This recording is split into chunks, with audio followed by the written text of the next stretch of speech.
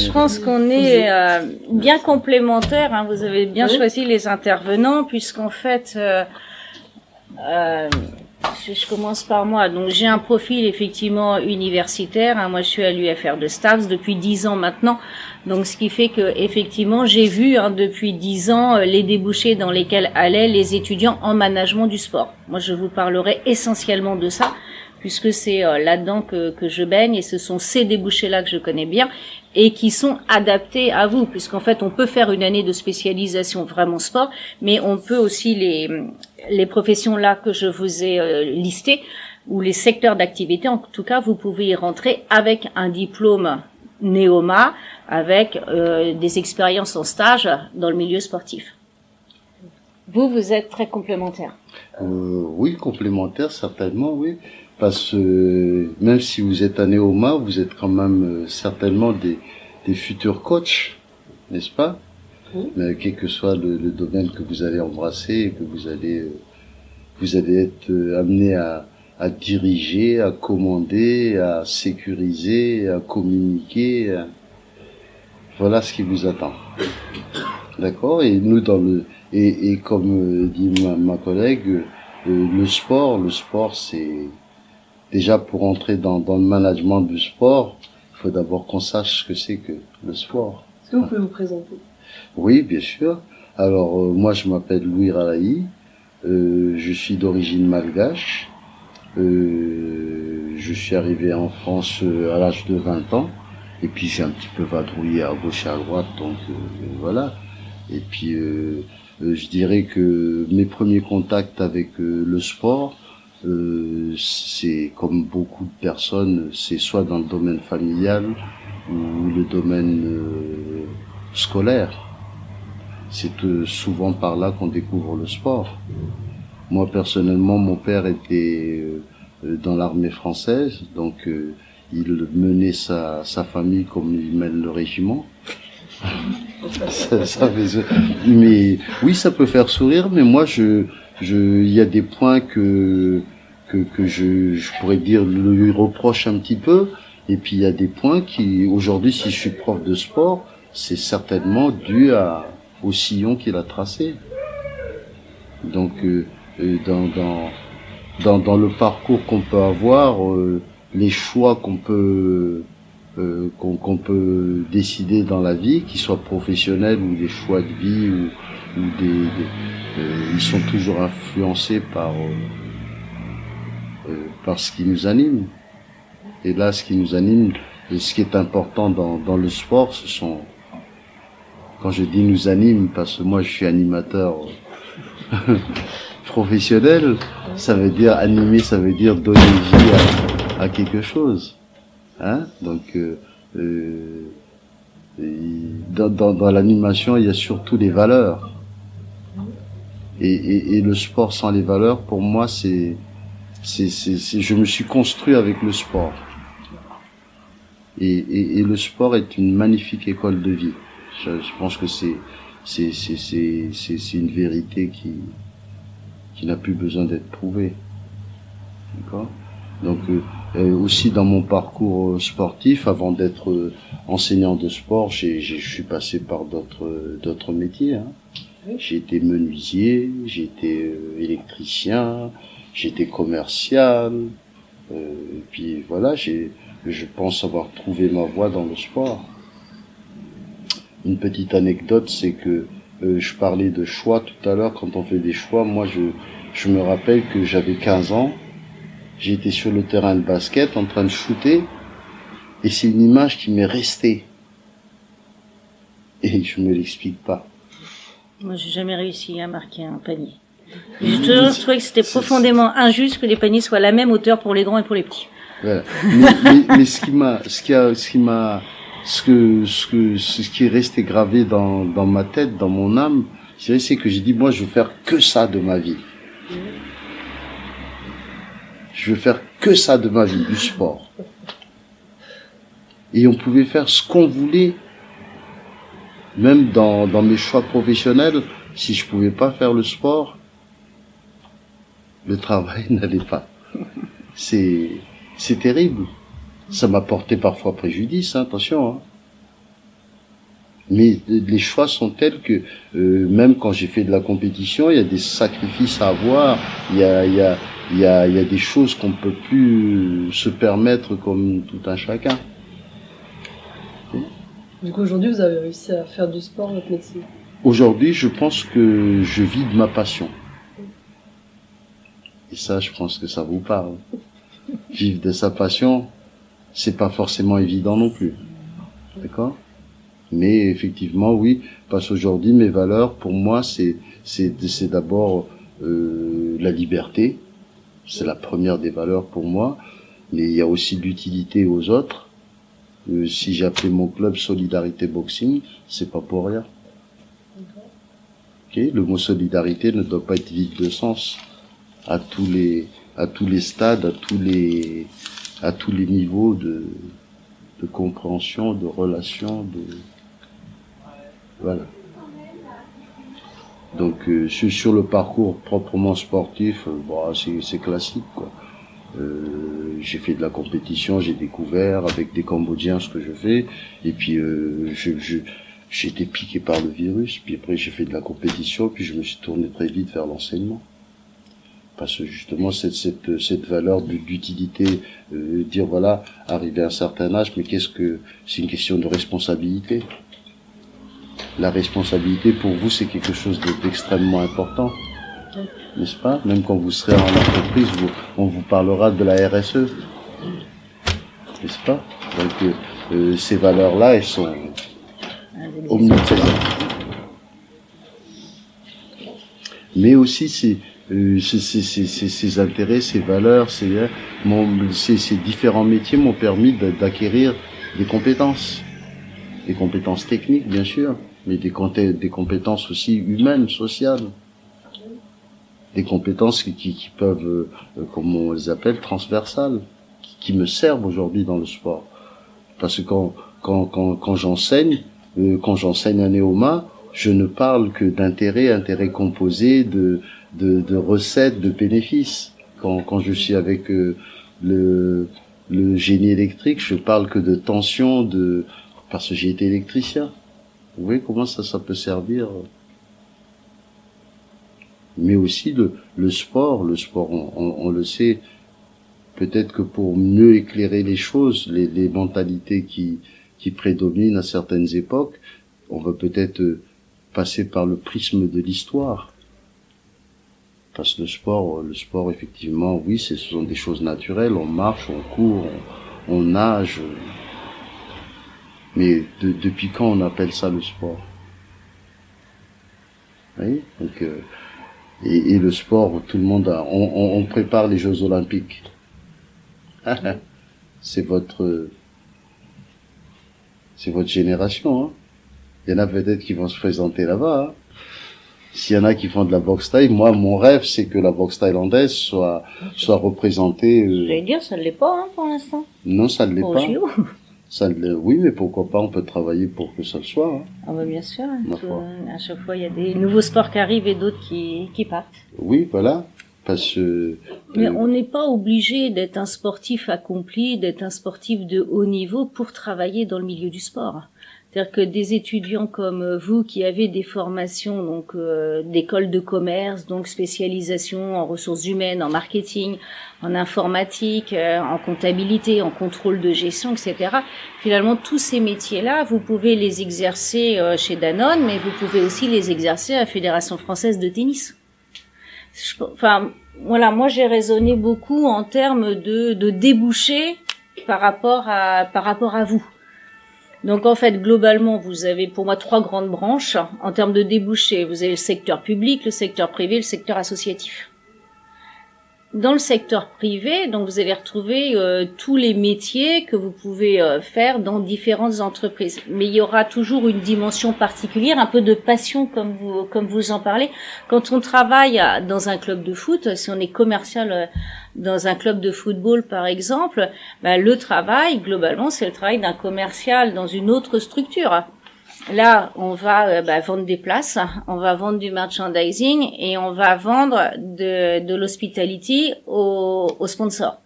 Donc globalement, on retrouve des métiers de commerciaux.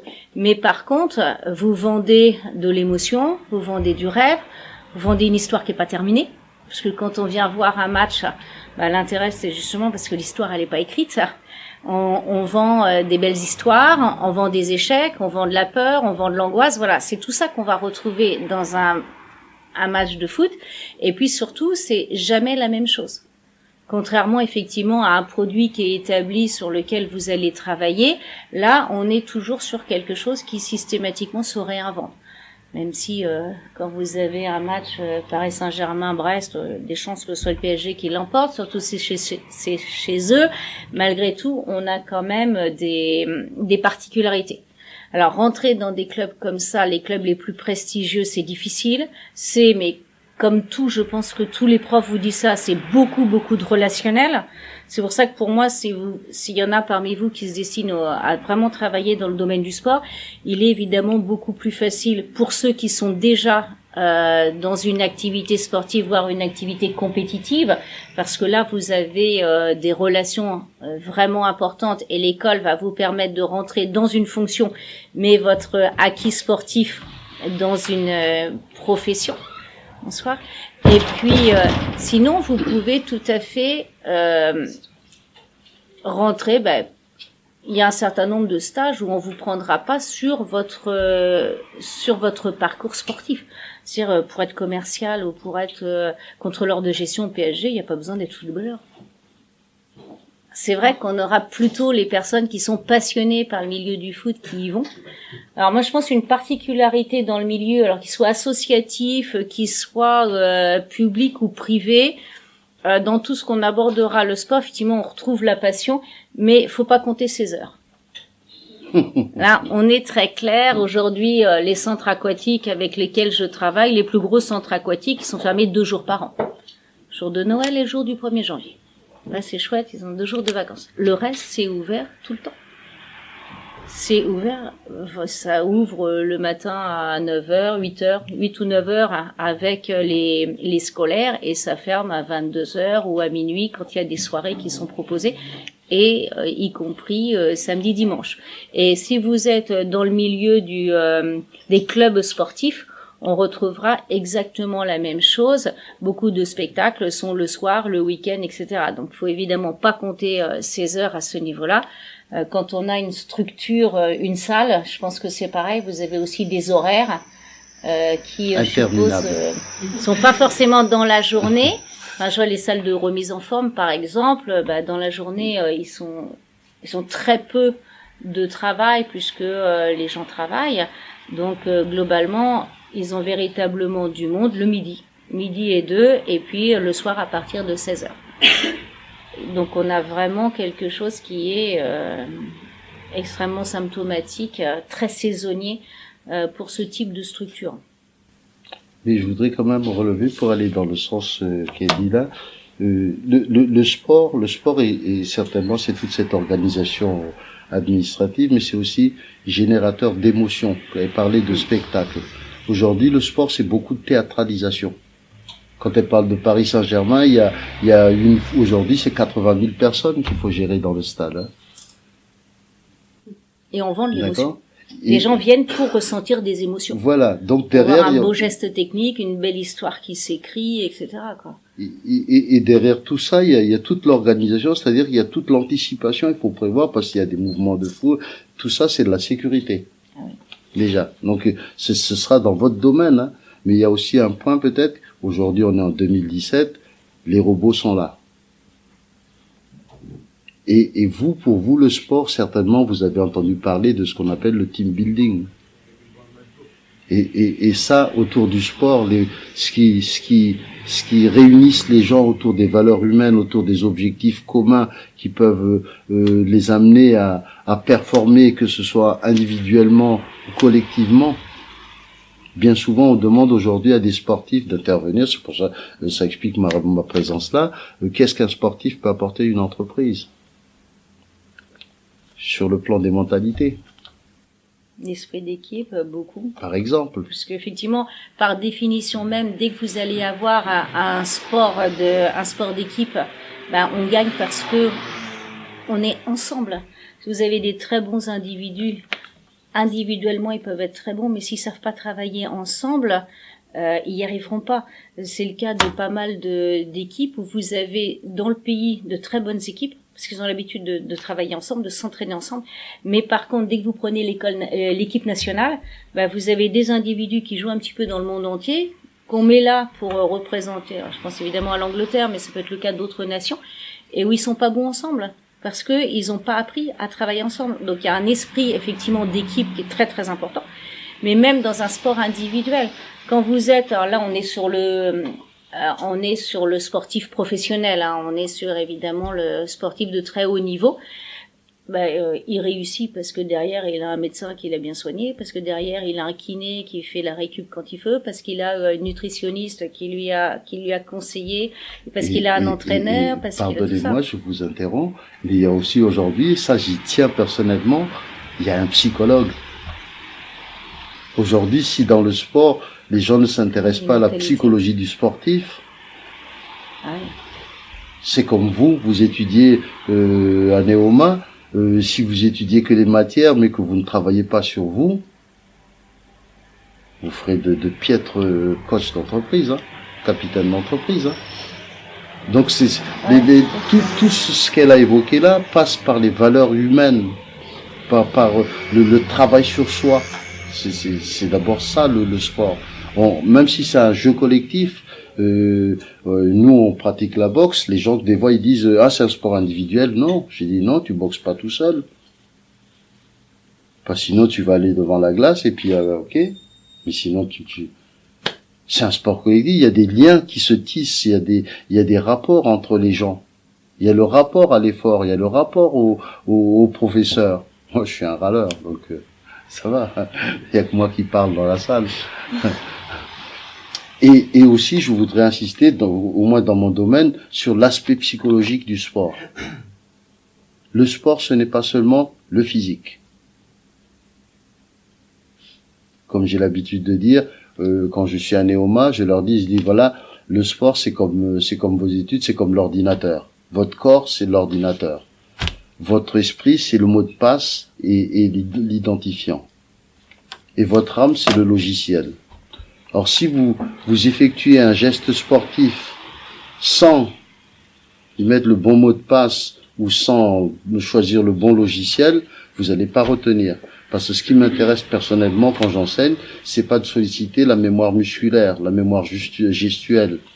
Ça, n'importe quel singe, n'importe quel macaque, il le fera. Je l'entraîne pendant 3 heures. D'ailleurs, le sport a été remplacé pendant une certaine époque, à l'Antiquité, par les jeux de cirque. N'est-ce pas? Il y avait les Jeux Olympiques et puis il y avait les Jeux de cirque. Le spectacle. Voilà. Et puis un peu plus tard, et c'est aussi ce qui influence les mentalités, c'est-à-dire qu'il y a aussi la religion qui est intervenue. Après le Moyen-Âge, à l'époque de la Renaissance, les religieux sont venus, ils ont dit le corps, il faut pas le mutiler, il faut pas le soumettre à de telles souffrances. Et le dogme est venu, et puis plus tard, tout le monde connaît Coubertin, n'est-ce pas? Donc voilà, lui qu'est-ce qu'il a dit? Plus haut, plus fort, il a dit le culte du corps. D'accord? Et aujourd'hui, il y a un autre aspect qui arrive, parce que demain, vous allez peut-être travailler dans un endroit où il y a du handicap. Et le sport va être là, parce que le sport et le handicap aujourd'hui ne sont pas dissociés l'un de l'autre. Tout le monde, même handicapé, vous pouvez faire du sport. Moi, c'est la seule question. Je dis, moi, je peux pas vivre avec le sport. Et des fois, ça m'arrive de me dire, mais si demain je suis handicapé, comment je vais faire? Et c'est là que le psychologique prend le pas sur le physique. Moi qui suis enseignant de boxe, comme je disais à quelqu'un, ou à la plupart des gens, la boxe, c'est d'abord de la confrontation, oui. Mais c'est pas seulement de la confrontation. C'est de la confrontation vers la négociation. Je me fais un grand sourire. Mais c'est ça. Et n'importe quel conflit, n'importe quelle opposition, il se traite d'abord sur le plan psychologique, sur le plan émotionnel. Quand vous allez négocier un contrat, ça va être un combat. Un combat pacifique, mais un combat. Vous allez échanger des arguments.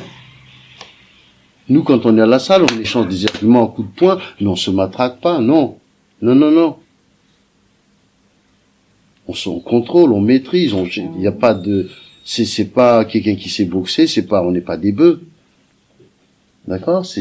Aujourd'hui, ce sont les filles qui nous font redécouvrir la boxe.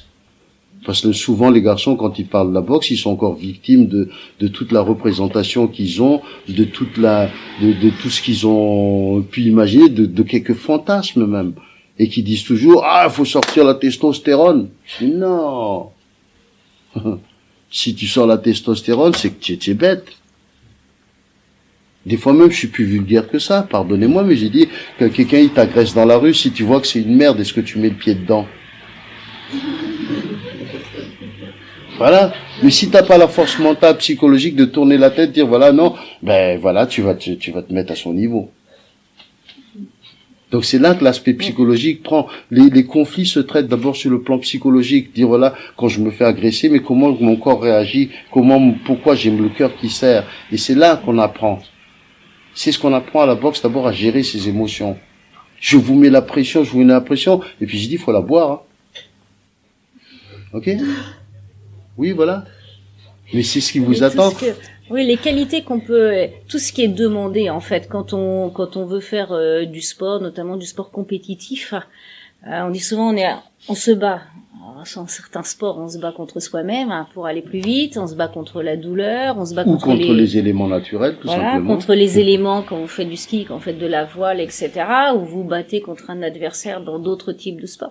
Et c'est vrai que apprendre à se battre, apprendre à gérer ses émotions, apprendre aussi à patienter et apprendre la défaite.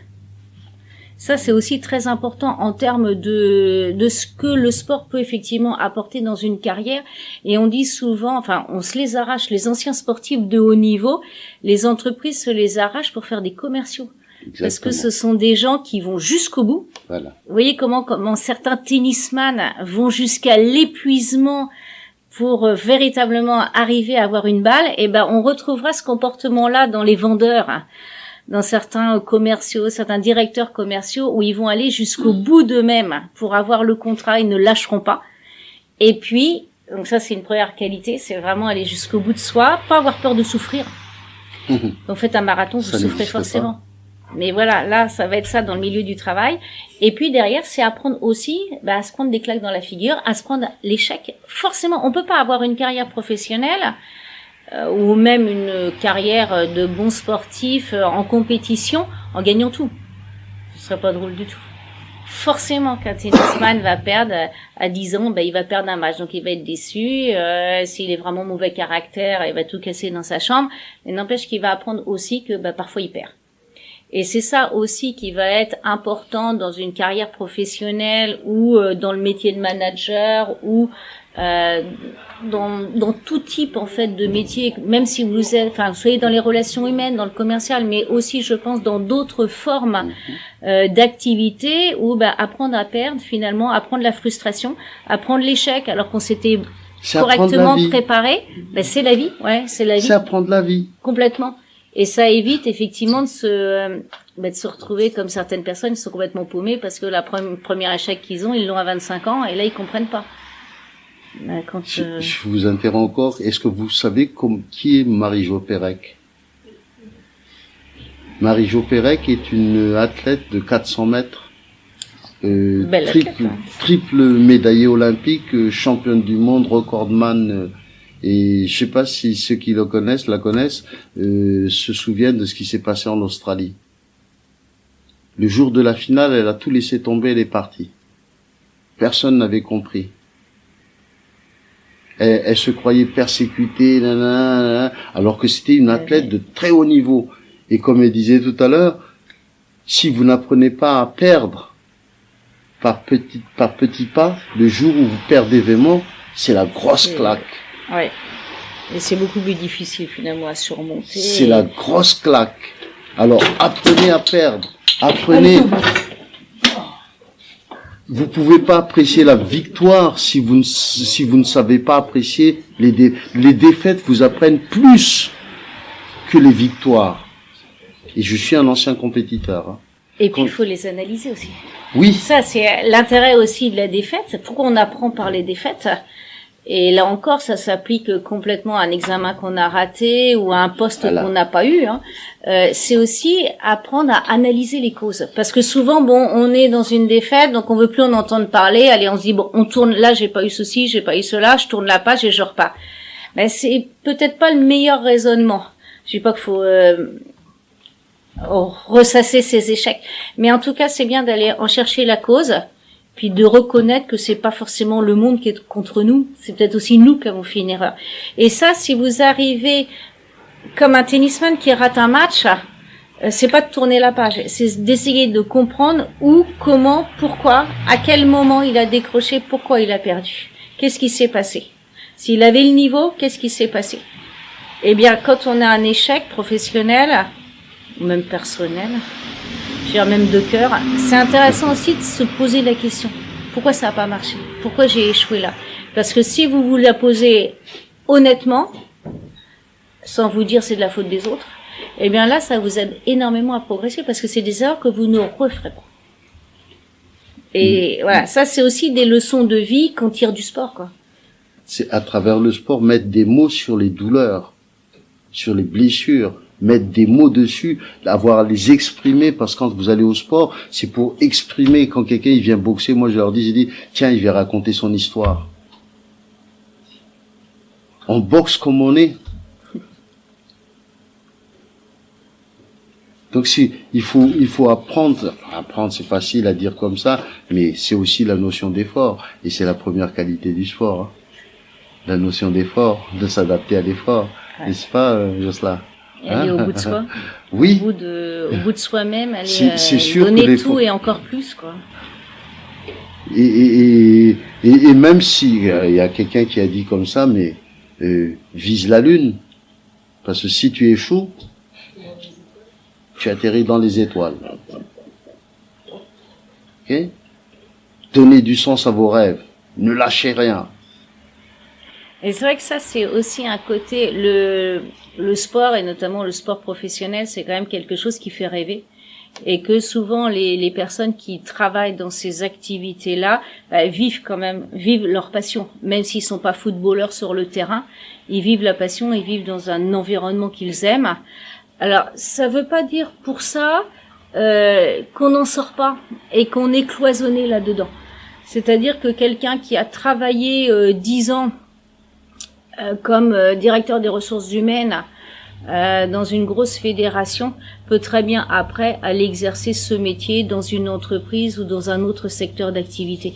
Quand vous faites de l'événementiel sportif, par exemple, vous pouvez très bien quelques années après faire de l'événementiel culturel. Vous voyez, on n'est pas cloisonné quand on rentre dans ce type de métier. Finalement, c'est des métiers que vous pouvez exercer dans un autre environnement. C'est vrai que l'environnement sportif est particulier parce que il y a une idée de passion, il y a une idée des ressources humaines, enfin, il y a une idée, le côté humain est très fort. C'est pas robotisé. En tout cas, pas complètement et pas tout. Même si on a, comme dans tout secteur d'activité, on utilise de plus en plus la technique pour améliorer. Aujourd'hui, un entraîneur n'a rien à voir avec un entraîneur des années 90. Aujourd'hui, on utilise les drones pour voir pour filmer en fait les entraînements, pour voir après comment se positionnent les joueurs, comment ils doivent se positionner, on fait des calculs d'angle, etc. Donc, on est effectivement sur quelque chose qui est vraiment technique. Donc, l'innovation est très très forte dans le milieu du sport, mais malgré tout, il y a un côté humain qui reste extrêmement important. Et le côté solidarité, le côté on gagne ensemble, qu'on retrouve dans le sport et qui est vraiment important dans un travail d'entreprise, dans un travail d'équipe, quoi. Ici, c'est un bon exemple. Je regarde les cartes là. On est dans un coworking. Beaucoup de gens sont en start-up, beaucoup de gens travaillent seuls. Pourquoi ils viennent travailler dans des endroits comme ça? Pour être stimulés, pour rencontrer d'autres gens, pour rencontrer des personnes qui ont des compétences qu'ils n'ont pas. Ou inverse, effectivement, avoir des compétences qui peuvent être utiles aux autres, vous retrouvez ça dans le domaine du travail. Mais le sport est aussi une porte d'entrée vers de nouveaux apprentissages. À travers le sport, vous pouvez aborder des sujets comme la santé, contre le stress, l'anxiété, l'obésité, l'arthrose, les cardiovasculaires. Aujourd'hui, si les employés sont obligés de faire 5 minutes, 10 minutes d'échauffement avant de prendre le volant. Et le sport va être encore de plus en plus développé dans les entreprises. Et au niveau de l'OMS, la première cause de mortalité évitable dans le monde, c'est la sédentarité. En fait, les gens meurent de sédentarité parce que c'est même plus du sport, c'est aucune activité ou en tout cas pas suffisamment d'activité physique et sportive, voilà. Quoi. Alors, vous voyez les gens alors je sais pas si ça vous arrive à vous, des personnes qui arrivent pas à monter 4 étages. Ils ont 25 ans, ils sont incapables de monter 4 étages. Ben, là, c'est dramatique quand même. Et effectivement, on s'aperçoit c'est les habitudes aussi de consommation qui ont fait que aujourd'hui, on est obligé de s'inscrire dans une salle de sport pour faire du sport. Alors que prenez vos parents, vos grands-parents, ils n'ont pas besoin eux. Hein. Parce qu'on a une vie qui fait que tout est beaucoup plus facile. On n'a plus besoin dans la vie courante d'utiliser nos muscles, mais qui entraîne effectivement des effets pervers graves. Mais là aussi, l'évolution du sport est fortement liée au développement, développement social, hein, de la société. Ouais. Donc toutes les mentalités qui peuvent exister sont toujours calquées sur ce. Aujourd'hui, on parle le sport, il est partout. Et d'ailleurs, même dans ma collègue qui est à STAPS, à une certaine époque, à l'époque de Léo Lagrange, c'est arrivé. Il y a des stades partout aujourd'hui qui glorifient son nom. Il y a ce qu'on appelait l'éducation physique et sportive et les activités physiques et sportives.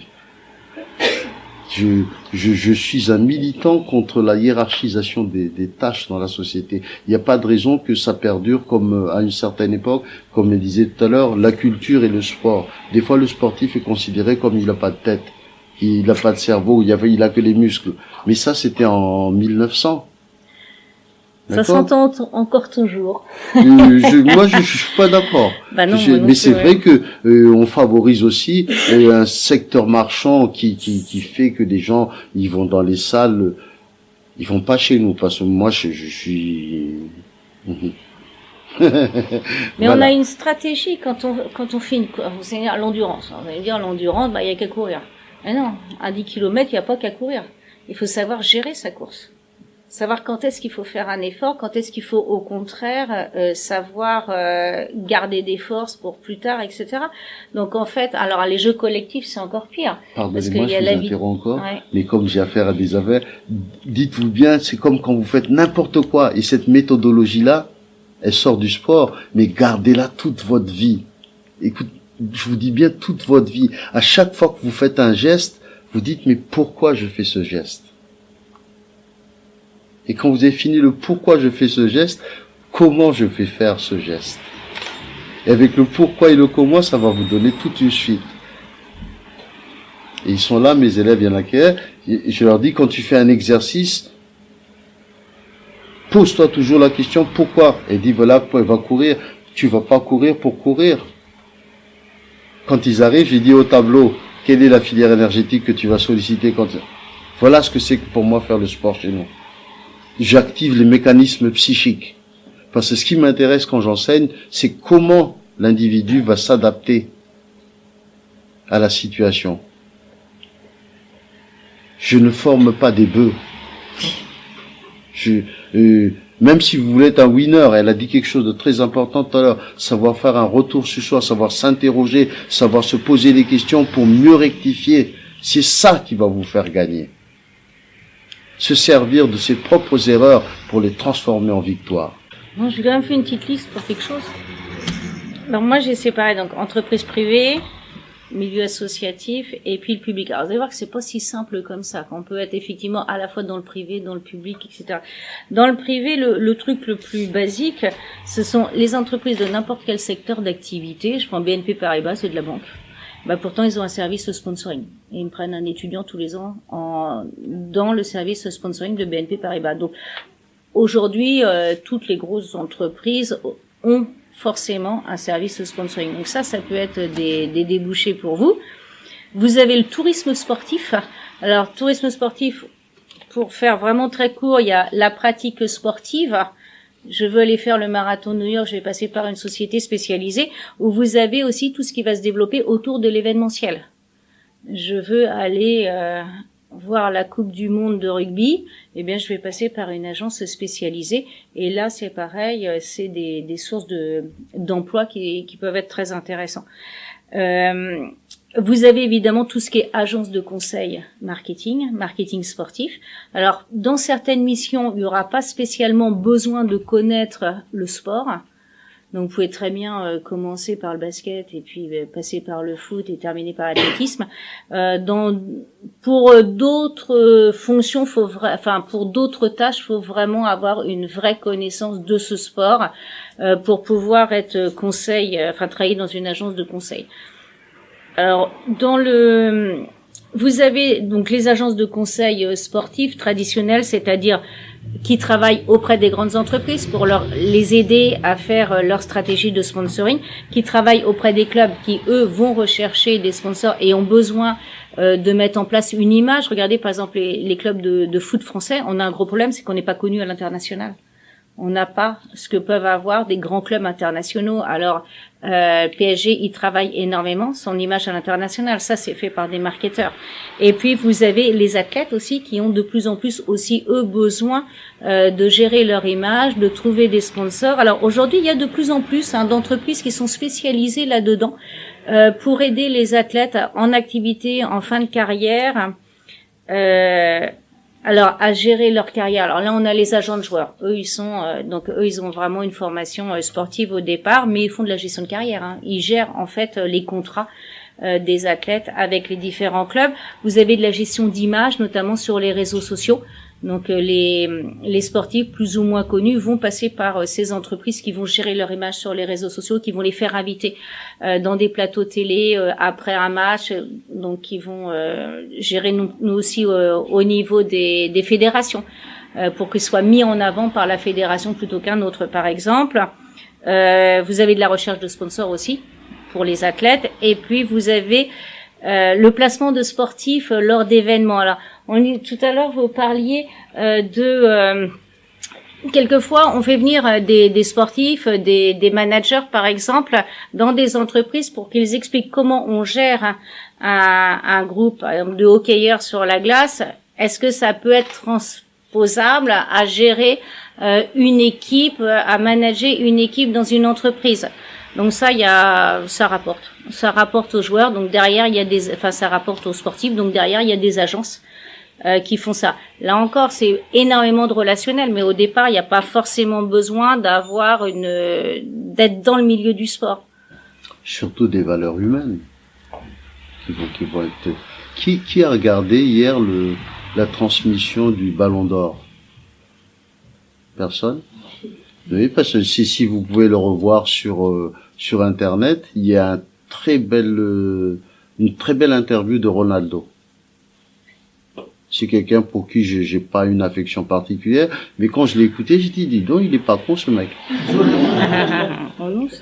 Oui, parce que Ronaldo, c'est quand même Ronaldo. C'est pas le numéro 7 seulement, c'est quand même toute une entreprise derrière. Ne serait-ce que pour véhiculer, gérer son image publique et tout ce qu'il y a derrière. Et quand j'ai entendu ce qu'il parlait, je suis resté 1 heure en train de l'écouter. J'ai même passé la boxe, pour te dire. Alors qu'il y a le kickboxing sur... Non, il a fait une très très belle interview. Donc voilà, il y a les compétences techniques, comme dit madame, dans le sport, mais surtout les compétences, les valeurs humaines. C'est ça qui va vous permettre, c'est toujours pareil, dire voilà, ça revient à ce qu'on disait tout à l'heure, la psychologie individuelle, dire voilà, se reposer des questions. Parce que tous les contrats que vous allez négocier ou que vous allez préparer là, tout ça, ce sera toujours des hommes derrière. Et là, vous avez besoin du sensitif. L'intellect, oui, Mais ça ne se limite pas qu'à ça. C'est un être d'émotion, c'est un être de pensée, voilà. Et tout ça à travers le sport, vous pouvez l'aborder, l'approcher, vous familiariser avec. Moi, je vous invite à pratiquer l'activité physique. Comme dit madame, dans les entreprises aujourd'hui, l'essoufflement, l'équilibre, il y a la population vieillit, les vieux, il faut leur soigner l'arthrose non mais c'est vrai. Tout à l'heure, j'ai reçu encore un monsieur qui a 75 ans, qui est venu me voir, il me dit j'ai besoin de faire du sport. Bah oui, pardi, il n'y a pas d'âge, hein. Avant, on disait le dos, aujourd'hui, on dit il faut faire du mouvement. Donc, mais surtout, moi, je veux, en dehors de ce qu'elle dit là, c'est surtout l'aspect psychologique sur lequel je veux insister. L'apport du sport. Pardon? L'apport du sport au niveau de la psychologie. Oui. Le fait de pratiquer, non seulement l'apport, mais aussi pour soi-même, pour la connaissance de soi. Vous avez vu, par exemple, Yannick Noah, à la Coupe Davis. Tout ça, c'est parce qu'il travaille. Avant, quand on parlait de psychologie, on disait, voilà, on va former des winners, le mental. Mais, comme je dis, c'est des bœufs. Non. Comme je dis à mes élèves, c'est pas de te forcer, de t'épuiser. Non. C'est de savoir lever les barrières psychologiques qui t'empêchent de performer. Pose-toi les bonnes questions. Et ça aussi, c'est un effort mental. C'est une question d'honnêteté avec toi, dire voilà, moi, je suis enseignant de boxe, je vais pas transformer une chèvre en un lion. Mais c'est vrai, si c'est une chèvre, dis reste une chèvre. Aiguise tes sabots, aiguise tes cornes. Ben oui, parce que on est, voilà. Il y a un éléphant et puis il y a le fourmi entre ses doigts, il danse l'éléphant, hein. Ok? Tu peux être ce que tu veux, pour avoir ton assise, ta confiance. Oui. Quand il y a le dépassement de soi, on acquiert la confiance à travers la capacité à sortir de sa zone de confiance, de sa zone de sécurité. Il faut essayer de se mettre de temps en temps en danger. C'est ça qui va vous apporter la confiance. Si vous êtes toujours dans la zone de confort, vous allez dépasser personne, même pas vous-même. Ok? Donc, voilà, à travers le sport, il y a beaucoup de choses, c'est tout. Et puis c'est aussi, alors, pour rebondir sur ce que vous dites, vous avez aussi un certain nombre d'entreprises dans lesquelles on va proposer aux gens, par exemple, de faire du sport ensemble. Il va y avoir une salle de remise en forme dans l'entreprise. Il va y avoir une table de ping-pong. Il va y avoir un certain nombre de choses comme ça. Et là aussi, c'est une façon d'être en contact avec les autres par le sport, de façon complètement différente du contact qu'on a traditionnellement dans l'entreprise. On a de plus en plus, par exemple, de 10 km ou de courses sur route comme ça, où on va demander aux entreprises de s'inscrire. Donc les entreprises font le tour des bureaux. Qui a envie de faire un 10 km au mois de mai? Allez, on est en janvier, on va s'entraîner ensemble et puis tous les 5, on va représenter l'entreprise au mois de mai pour les 10 km. La façon s'entraîner ensemble, être ensemble, alors qu'on n'est pas forcément dans les mêmes services, qu'on n'est pas des collègues au même niveau dans l'entreprise, c'est aussi une façon de redécouvrir les autres et d'avancer ensemble. Et de plus en plus d'entreprises s'aperçoivent que c'est très sain de faire ce genre de choses. C'est-à-dire que c'est un esprit d'équipe qui se développe et qui est différent de ce que l'on peut faire traditionnellement. Vous faites pas, vous, ça? Vous êtes jamais inscrit en tant qu'étudiant à certaines compétitions? Il y en a plein de compétitions. Moi, j'en entends toujours parler chez vous. Voilà, vous n'êtes pas forcément dans la même année, vous n'avez pas forcément les cours ensemble, mais le fait de se dire, on prépare ensemble parce qu'on va tous représenter. Il y avait des trucs. Vous avez toujours une équipe de rugby? On va vous entraîner ensemble. Vous faites donc voilà, ça fait partie de ce qu'on va retrouver aussi, où les entreprises aiment bien aujourd'hui organiser ce genre de choses parce que ça permet de créer des liens sociaux Et des fois, les Différent. affaires se traitent sur un terrain de golf. Hein. Oui. Ah, ça oui, Le sport est inscrit Ah ouais. dans la loi depuis mars 2017. au clubhouse surtout. Aujourd'hui, le gouvernement développe ce qu'on appelle le plan national par l'activité physique et sportive. Et à travers des plans de, comment on appelle ça, des plans des plans de région, on organise à travers la médecine du travail une panoplie de choses qui permettent aux employés, au monde du travail de s'accommoder. Quand on parlait tout à l'heure de cohésion d'équipe, surtout avec les robots qui arrivent, il y aura moins de travail. Comment les gens vont se retrouver, comment ils vont pouvoir performer ensemble collectivement, comment ils vont faire. Et souvent, d'ailleurs, le sport et l'entreprise n'a jamais été séparés. Hein. Au départ, les premières équipes de foot, de rugby, c'était les entreprises. Sochaux. Hein. Manu France. Ouais, je pense à Michelin. Michelin, Michelin, voilà. Clermont-Ferrand, c'était. Voilà. Ça venait de là quand même au Je départ. dirais que dans la sociologie du sport, même moi je dis des fois même le sport a été créé par les patrons pour distraire les ouvriers et pour que la productivité soit assurée dans la semaine. Et d'ailleurs, c'est ça aussi qui a amené la hiérarchisation des tâches. Souvent, on parle peut-être moins aujourd'hui, mais quand on parle de sport, tout de suite on dit voilà, on va s'amuser, c'est un divertissement. C'est moins valorisant que le travail. Aujourd'hui, c'est plus le cas. Aujourd'hui, le sport et le mode de communication, c'est l'outil pédagogique, éducatif, de prédilection pour plein de choses. Parce que nous sommes et nous restons des bipèdes, hein. Nous sommes des animaux. Hein.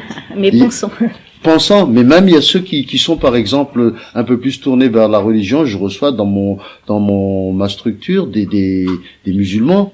Eh ben moi des fois je les taquine, je dis mais écoute-moi garçon, tu sais le Muay Thai, j'ai dit c'est comme l'islam. Il me regarde comme ça, je dis oui mais qu'est-ce que t'enseignes l'islam? Il te dit de faire le ramadan. Et là quand tu t'entraînes, tu transpires, tu travailles ton corps, c'est comme le ramadan, tu le purifies.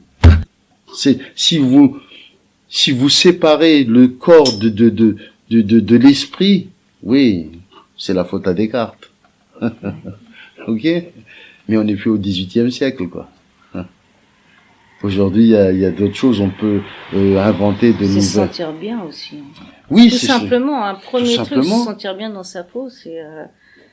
Mais on a longtemps sport, pensé, on a longtemps séparé le culturel du sportif. Mais le sport est une drôle de culture. Hein.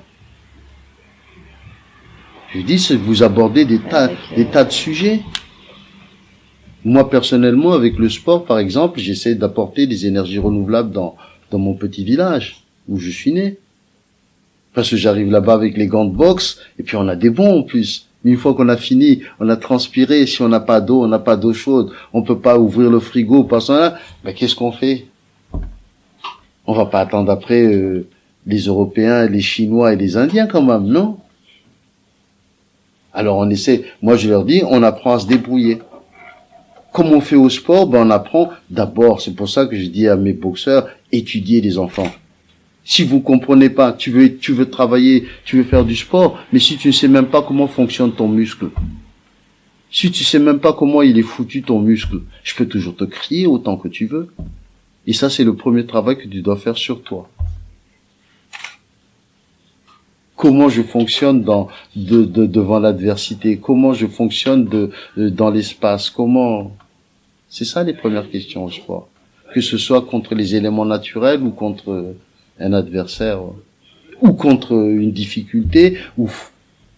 Il y a une autre de mes habitudes, j'ai dit, il y a jamais de problème dans la vie. C'est une leçon du sport. Il y a un seul problème, c'est ton comportement face au problème.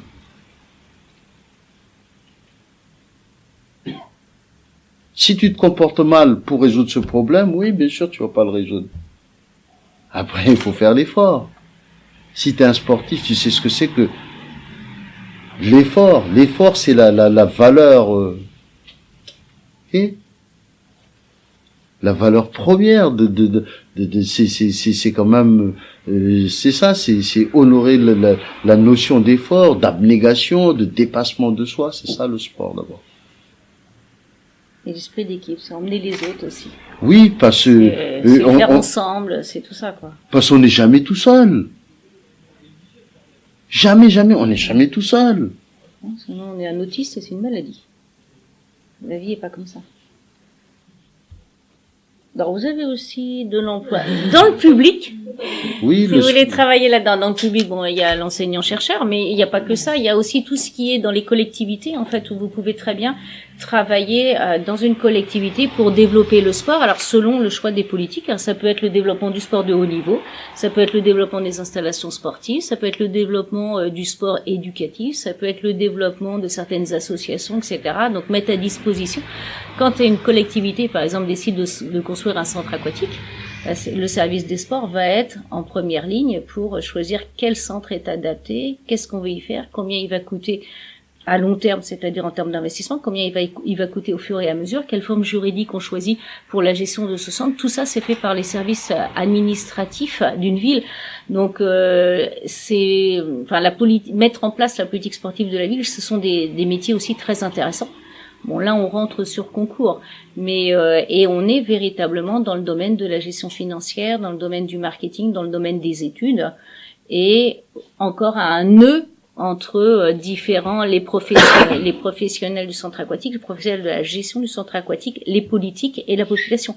Donc on est encore c'est beaucoup des métiers de contact, on est en contact avec tout ce monde-là, et puis il va falloir faire sortir le projet, émerger le projet, en trouvant le financement et tout ça. Ouais, mais quand on est sportif, on lâche rien. C'est ça la mentalité d'un sportif, non?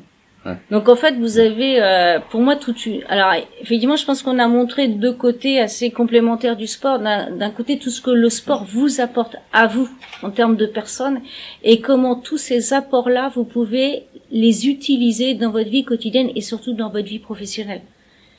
C'est un peu ça, vous avez montré toutes ces dimensions que le sport apporte, le sport de haut niveau bien sûr, mais à chaque niveau. J'allais dire, chaque défi qu'on va se fixer soi sportivement va nous apprendre un certain nombre de choses sur nous et sur les relations avec les autres. Et tout ça, les débouchés, ils sont très très importants dans le milieu du sport. Si vous avez envie de travailler là-dedans, bah oui, faut vous battre, faut y aller, faut. Le sport a un enjeu. Vous rentrez pas par la porte, rentrez par la fenêtre, hein. Le sport a un enjeu politique, économique, social, sociétal. Il a une fonction éducative. Okay? Tout dépend des fonctions qu'on peut lui attribuer. Mais il y a le loisir. En termes de santé publique, c'est vraiment très important. Hein. Ce qui est fait, effectivement, c'est le premier médicament, c'est le premier remède contre la maladie quand même. Hein. Et si c'est rentré inscrit dans la loi, c'est pas pour rien. Ça va encore se développer à travers des plans régionaux qui se posent, ou même à travers la médecine du travail, ça va se développer. Ouais, c'est de plus en plus associé aussi au bien-être, à être bien dans sa tête, bien dans son corps, tout ça c'est de plus en plus associé quand même. On peut plus distinguer les deux aujourd'hui. Parce que la première maladie des entrepreneurs aujourd'hui, c'est le stress, l'anxiété. Ils sont rongés de l'intérieur, l'angoisse. Et ça développe des maladies. Bien sûr. Des AVC, des embouteillages, et c'est ce qu'on essaie d'apprendre nous au sport. Nous on travaille personnellement sur l'attention, la concentration et la mémoire. Et je dis bien mémoire cortex, hein. Je parle pas de mémoire musculaire, hein. J'ai pas affaire à des singes. Oui, je suis exigeant là-dessus, même aller à votre école, parce que là-bas, quand je suis dans votre école, je leur dis, mais ça vous sert à rien, vous allez pas faire signer le contrat en tapant du table et, hey, garçon, je fais du Muay Thai. Il va rigoler. D'accord? C'est les capacités mentales, les capacités d'analyse que je vous invite à développer quand vous venez au sport. C'est ça d'abord, dire voilà, l'attention, la concentration, c'est ce qui permet à Teddy Riner de gagner, d'avoir 10 médailles, 10 fois champion du monde. Parce qu'il sait se libérer de tout ce qui est parasite, se concentrer sur une seule chose, mais la faire complètement. Voilà, et ça c'est sur le plan psychologique, mais après de tout ce qui est développement Après, il y a Je l'entraînement, il y a l'effort, il y a le travail, il y a tout ça aussi. Pardi. C'est sûr, il y a surtout le travail. Il y a des gens qui peuvent être doués. Des fois, moi, je leur dis, moi, je préfère quelqu'un qui est moins doué, qui est travailleur. Parce que quelqu'un qui est doué, il croit que les deux doigts dans le nez, il arrive à tout. Et le jour où il se casse la figure, ils disent, ouh là là. Ça marche jusqu'en terminale, ça. Après, ça devient beaucoup plus compliqué, quand même. Voilà. Oui, mais justement, c'est peut-être à l'école aujourd'hui, notre nouveau ministre, je sais pas si s'applique seulement à détricoter ce qui a été fait ou s'il peut vraiment poser. Mais bon, après, c'est à chacun de nous de voir la politique, c'est nous. Hein. Moi, je suis pas partisan de ceux qui. Moi, je fais de la politique à mon niveau, dans ma salle. Je change les mentalités des gens. Ok, je dis bien, j'active les mécanismes psychiques, cognitifs.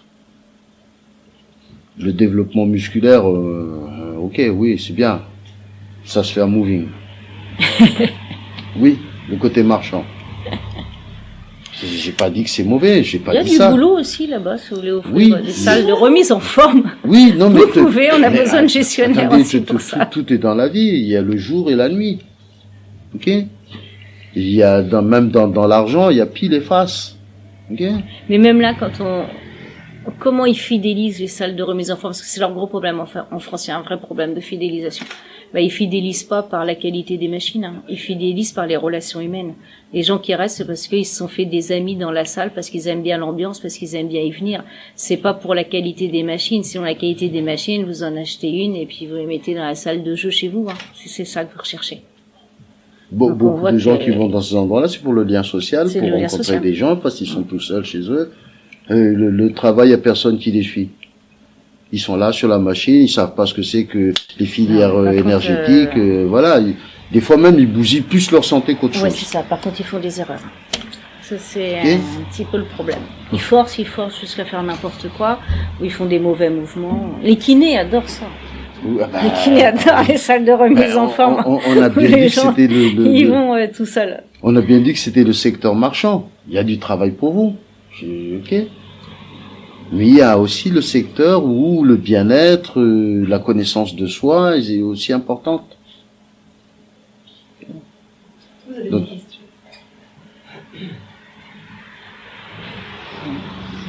Si j'ai bien compris, mais ça, assommé quand même. Il y a un truc qui a été évoqué, c'est que nous aujourd'hui, à notre âge, il y a beaucoup d'auto-entrepreneurs ou des gens qui lancent des startups, ce genre de trucs. Enfin, j'ai pas assisté au début, mais peut-être que j'ai loupé ça. Je pense que c'est bien aussi de dire je peux monter un business moi-même, puisque là, souvent les relations que vous avez faites entre les potentiels postes proposés, c'était déjà dans des entreprises. Je pense que les gens aussi, il faut qu'ils se remettent se posent la question ok, je peux faire moi-même. Et via le sport, souvent en fait, c'est quelque chose qui nous aide, parce qu'on travaille réellement sur soi-même, on apprend à se connaître. Et je pense que être auto-entrepreneur, ça peut être un point à aborder avec les personnes qui sont chez nous. Mais pour répondre à la méthodologie que tu as à la salle ou dans le sport que tu pratiques, tu peux le transposer dans. Ouais, mais justement, je trouve ça bien que de focaliser sur la chose, c'est que il y a l'entreprise, il y a tout ça, mais ce qui est vraiment important, c'est se connaître soi-même. Et c'est un truc qu'on oublie aujourd'hui beaucoup dans notre génération. On est connecté mais d'une façon bizarre, en fait. On n'a plus les mêmes relations. Et le sport, ça. Quand tu veux lancer ton. Social est vraiment sur le bien-être. Quand tu veux lancer ton entreprise, si vous voulez créer en sortant de l'école, il va falloir aller chercher les banques, il va falloir aller chercher de l'argent. Et ce que va regarder la banque, c'est effectivement la cohérence du projet et du projet par rapport au porteur de projet. C'est-à-dire qu'il va regarder si vous avez les compétences pour mener à bien ce projet. Et là, ce sera effectivement important d'apprendre à se connaître soi. À savoir, est-ce que j'ai les compétences ou est-ce que je sais aller les chercher à moindre frais autour de moi. Et c'est ça qu'il va rechercher. Et moi, dans mon expérience, parce que ça fait 10 ans que je suis dans le milieu sportif, le plus d'entreprises que j'ai vues se créer, c'était vraiment du conseil en marketing. Parce que du conseil, t'as à tous les niveaux. T'as vraiment à tous les niveaux. Donc on parle des, ce midi, là, j'ai déjeuné avec quelqu'un qui était de Sportlab. Donc, Sportlab, c'est une très grosse entreprise de conseil en marketing. Eux, ils travaillent avec les plus grosses sociétés, les plus gros sponsors. Mais on n'est pas obligé de travailler à ce niveau-là. Par exemple, quand tu as le Tour de France qui passe dans une ville, il y a ASO qui est effectivement l'organisateur du Tour de France, mais derrière, on a énormément d'entreprises de taille beaucoup plus petite qui vont aller gérer les intérêts de telle ou telle entreprise, de telle ville. Par exemple, quand le Tour de France est parti de Rouen, il y a une société qui a géré l'image de Rouen par rapport au départ du Tour de France. Et ça, c'est vraiment des sociétés dans lesquelles on peut se créer. Et puis, donc tout ce qui va être communication, l'image des sportifs, communication grâce aux sportifs, etc. Ça, c'est pareil. C'est des sociétés dans lesquelles j'ai vu pas mal d'étudiants créer et réussir. Après, je pense que aujourd'hui, dans le domaine de la distribution, c'est très difficile. Là, j'en ai vu beaucoup commencer, mais j'en ai vu aussi beaucoup échouer. Parce que les frais au départ sont importants. On est sur un marché qui est vraiment dominé par des très grandes enseignes qui ont les moyens de perdre de l'argent pendant des années. Donc, voilà, moi je vous conseillerais pas à partir là-dessus. Mais aujourd'hui, c'est effectivement Internet qui offre des débouchés extrêmement importants. Et puis c'est tout ce qui est le Ici, on est dans un coworking, mais c'est effectivement savoir utiliser les compétences de chacun. Et les compétences, y compris des particuliers, y compris de tout ça. Aujourd'hui, je pense que effectivement, par exemple, dans le domaine du coaching, vous avez des coachs qui vont ouvrir une salle de remise en forme, ce qui les oblige à avoir des investissements très très importants au départ. Et puis vous en avez d'autres qui vont utiliser le matériel urbain. Alors eux, ils n'ont pas d'investissement au départ. Et on a de plus en plus de... Alors évidemment, on va pas faire ça toute sa vie, mais tu fais ça pendant 2 ans, le temps de te faire un certain relationnel, et puis après tu passes à autre chose. Après tu t'appuies sur ce relationnel pour pouvoir développer autre chose. On se lasse de ce type de métier.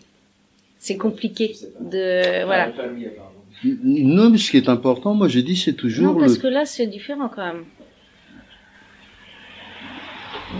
Légèrement différent, mais c'est quand même l'aspect psychologique de la chose quand je reviens à cette méthodologie-là. La méthodologie que tu as au sport, tu te fixes un objectif. C'est ça monter une start-up. Et au sport, c'est pareil. Ah, mais je suis complètement d'accord avec ça, je pense que c'est un truc... On fixe un objectif et on dit comment on va atteindre cet objectif, quels moyens je me donne pour atteindre cet objectif. Quel temps je m'accorde pour le faire. On parlait de quelqu'un que les objectifs soient smart.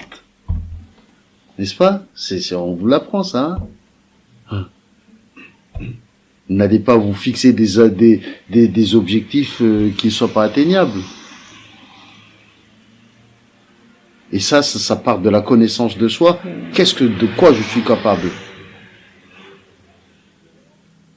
Et ça revient aussi à la question, pourquoi je vais faire ça et comment je vais le faire? 2 questions clés. Se connaître soi. Voilà. Se connaître soi-même.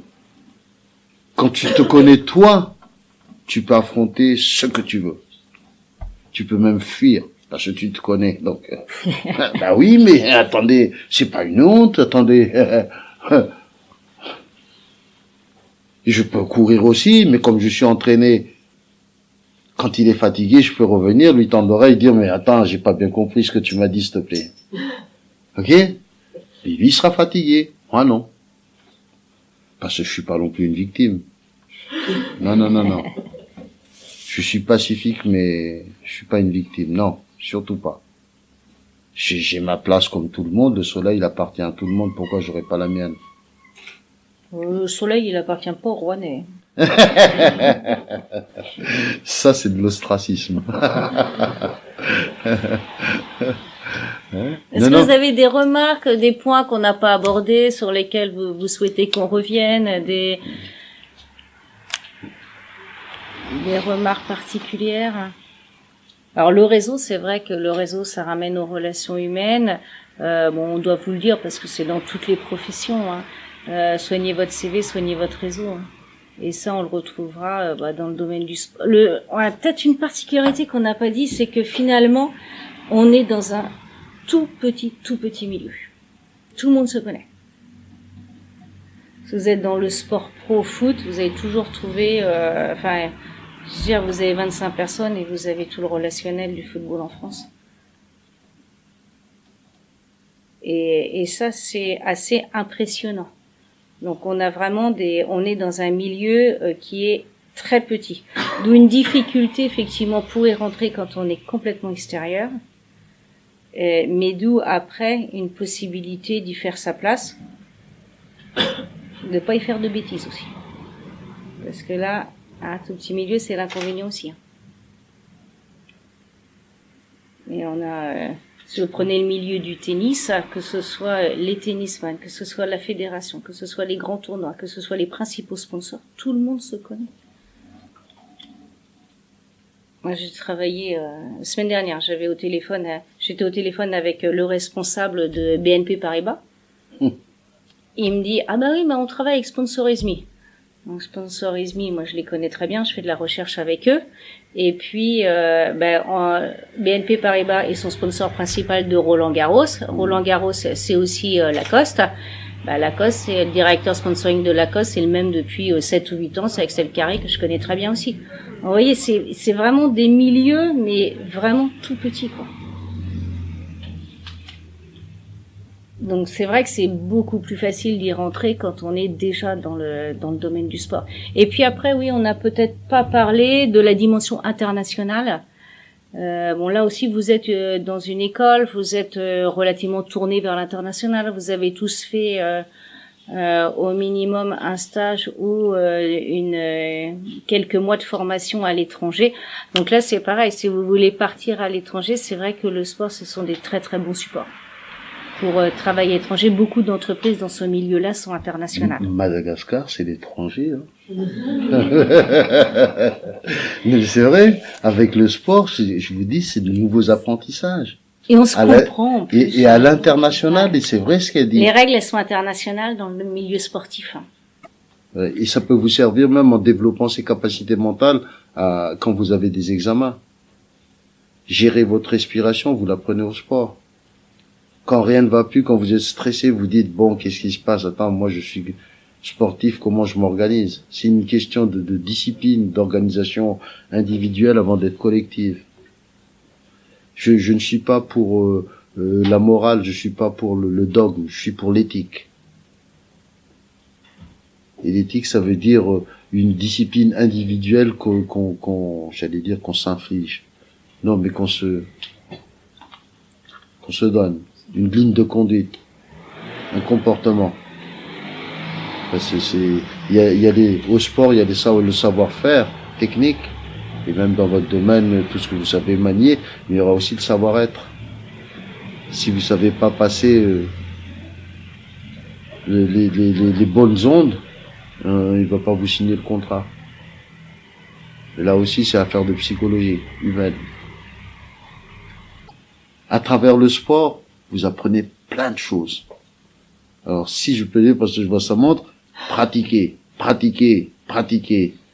Ben oui, le corps parle. Donc, voilà. Ça, c'est mon attention divisée.